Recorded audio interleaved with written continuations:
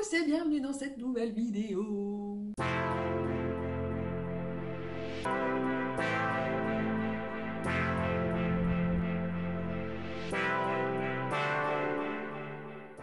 Alors aujourd'hui on va parler de pothos puisque ce sont mes plantes préférées quasiment. Alors c'est faux, j'aime aussi beaucoup les Rhaphidophora, j'aime aussi beaucoup les Monstera, donc en fait voilà, ça fait partie de mes plantes préférées. Le problème qui se pose avec les pothos bien souvent c'est qu'on les laisse cascader et que du coup les feuilles sont atrophiées par rapport au réelle taille qu'elles pourraient faire dans la nature. Donc je vais vous montrer plusieurs exemples de pothos retombants et de pothos grimpants qu'il y a chez moi et je vais vous montrer la différence tout simplement qu'il y a. Alors on va commencer par les Epipremnum. Par exemple, ici on a un petit Epipremnum, une petite potée d'Epipremnum Enjoy, donc pothos Enjoy. On voit que voilà, il n'y a pas une croissance de ouf, ça cascade tout doucement, les feuilles sont toutes aussi petites les unes que les autres, voilà, c'est très joli. Alors attention, hein, j'adore les plantes retombantes et j'adore les pores retombants chez les pothos. C'est très joli mais c'est pas normal, c'est pas naturel. Ici on a mon immense pothos exotica, on voit que les feuilles du début quand je l'ai acheté étaient absolument énormes et petit à petit depuis qu'il est chez moi, alors ça pousse hein, c'est sublimissime forcément, ça fait une cascade argentée comme ça, c'est sublime, mais les feuilles c'est plus que c'était, les feuilles deviennent atrophiées, elles sont beaucoup plus petites, voilà. On a un exemple là, elles sont beaucoup plus petites que ce qu'elles devraient normalement être. Alors, bon, c'est pas grave, c'est un choix, il faut assumer. Si on aime l'allure naturelle des pothos, les très grosses feuilles, etc., eh bien, il faut se mettre à les tutorer. Alors là, c'est pas un Epipremnum, hein, c'est un Scindapsus. Les feuilles des Scindapsus sont généralement beaucoup plus petites dans tous les cas dans la nature, même à l'état mature. Que les Epipremnum. Les Epipremnum, si on prend l'exemple des pothos dorés qu'on trouve dans la nature en Martinique ou je sais pas, j'en ai vu partout à La Réunion, j'ai vu plein de photos incroyables, ce sont des monstres, ce sont limite des Monstera, les feuilles sont énormes, sont découpées comme chez les Monstera, d'ailleurs certains confondent parfois des pothos dorés avec des Monstera aurea parce que bon, si on s'y connaît un peu, on sait faire la différence, mais c'est vrai que les feuilles sont tellement grosses et découpées qu'on pourrait croire à une Monstera en fait. Or, les Scindapsus vont quand même pas atteindre des niveaux comme ça, hein. Il faut pas non plus espérer d'avoir des feuilles immenses en tutorant ces Scindapsus. Cependant, bon bah on peut éviter en tout cas d'avoir quand même des feuilles atrophiées et encore pire que la tige sorte des nœuds sans feuilles, comme par exemple ici. Alors, il n'y a que 2 nœuds qui sont nuls, qui sont sortis sans rien, puis il y a une feuille qui a fini par ressortir. Mais si on prend toutes les tiges...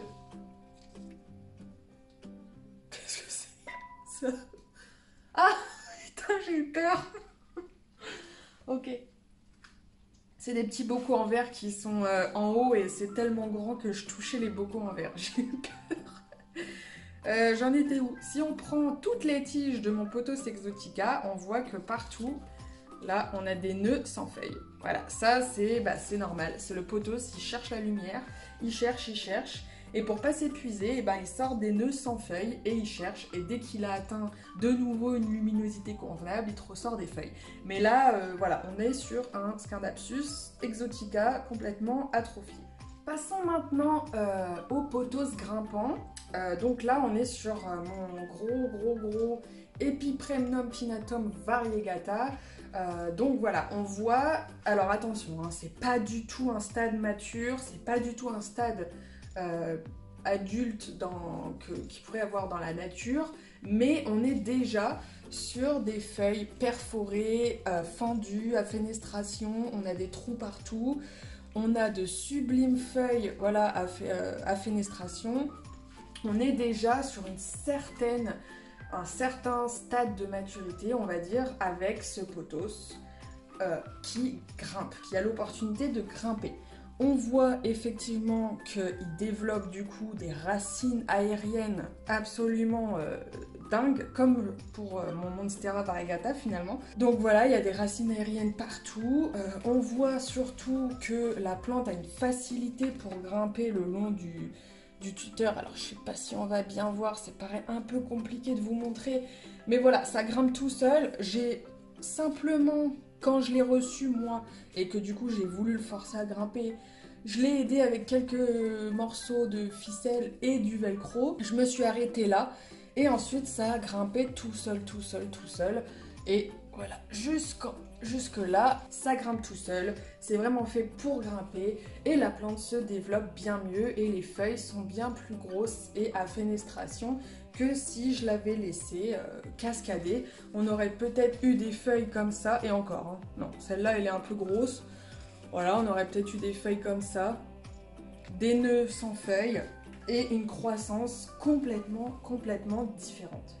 Et alors là, forcément, je vais reprendre mon exemple du pothos Enjoy du début pour vous montrer ma bouture de pothos Enjoy grimpant que j'ai fait grimper dès les premiers centimètres.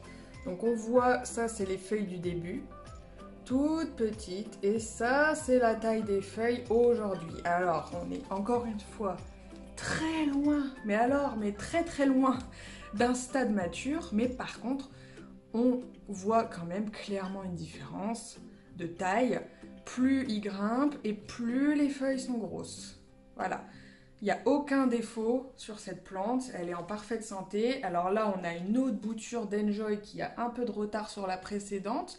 Donc forcément, pour l'instant, c'est pas très impressionnant. Mais cette bouture-là, c'est vrai que plus ça va et plus les feuilles sont grosses. Et j'adore observer ce phénomène.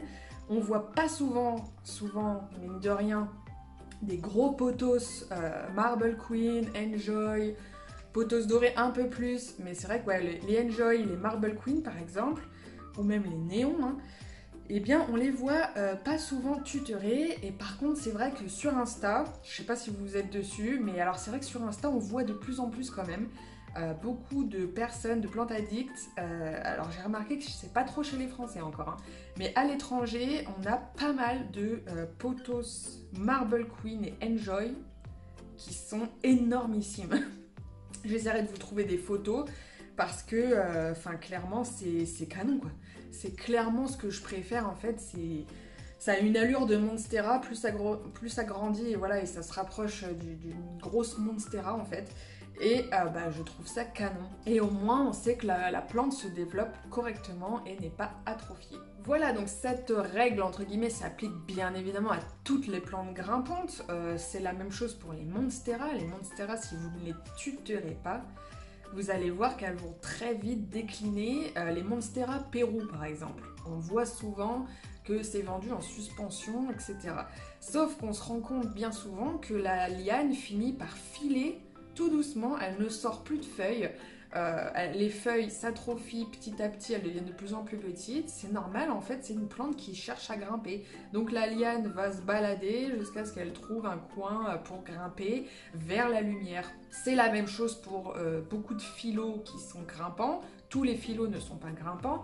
On a aussi évidemment les syngoniums. Donc là, on a mon énorme syngonium morito, regardez, qui me fait des feuilles de plus en plus grosses aussi, et qui grimpe contre un tuteur depuis déjà des mois. Donc voilà, il est bien établi, il commence à être bien installé.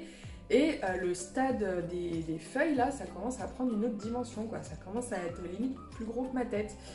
C'est énorme. Alors, voilà, c'est pareil chez les syngoniums. En réalité, de toute façon, il n'y a pas énormément de plantes naturellement retombantes dans la nature, hein. Je sais qu'il y a certains Askenanthus qui sont retombants dans la nature, mais il y a aussi beaucoup de variétés grimpantes. Chez les Hoya, c'est pareil, la plupart en réalité sont des plantes grimpantes que nous on fait cascader parce que c'est joli, parce que ça a un port retombant magnifique, mais en réalité la plupart des Hoya sont des plantes grimpantes. Qu'est-ce qu'on a d'autre comme exemple? Les cactus tropicaux, je crois, sont des plantes naturellement retombantes, mais on voit quand même chez les cactus tropicaux qu'il y a des petites racines aériennes qui sortent à certains endroits. Alors est-ce que c'est pour capter l'humidité? Oui. Est-ce que c'est parfois pour s'accrocher? Aussi, je pense. C'est probablement des semi-épiphytes. Donc voilà, il ne faut jamais négliger cet aspect-là de nos plantes d'intérieur, puisque beaucoup d'aracées, beaucoup de Hoya, etc. Sont en réalité des plantes grimpantes, et on les laisse s'atrophier dans nos intérieurs. Déjà qu'elles n'ont pas les conditions idéales pour normalement se développer correctement, si en plus on les laisse retomber, c'est vrai que c'est un peu dommage de gâcher un peu leur potentiel, on va dire. J'essaye quand même, mine de rien, de tutorer le plus possible mes plantes maintenant.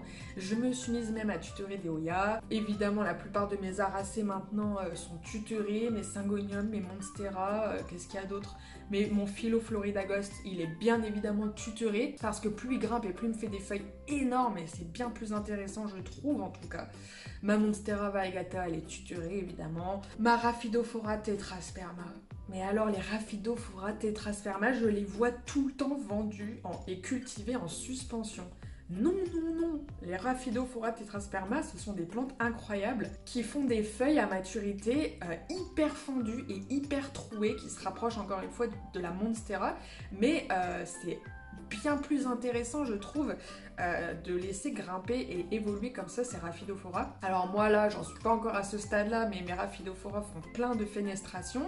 J'attends le stade supérieur avec les trous, et puis plus ça va aller de toute façon, et puis plus elles me feront des feuilles intéressantes. N'hésitez pas à me dire en commentaire ce que vous en pensez. Est-ce que vous tutorez vos plantes d'intérieur? Je sais qu'il y en a plein qui n'aiment pas du tout ça.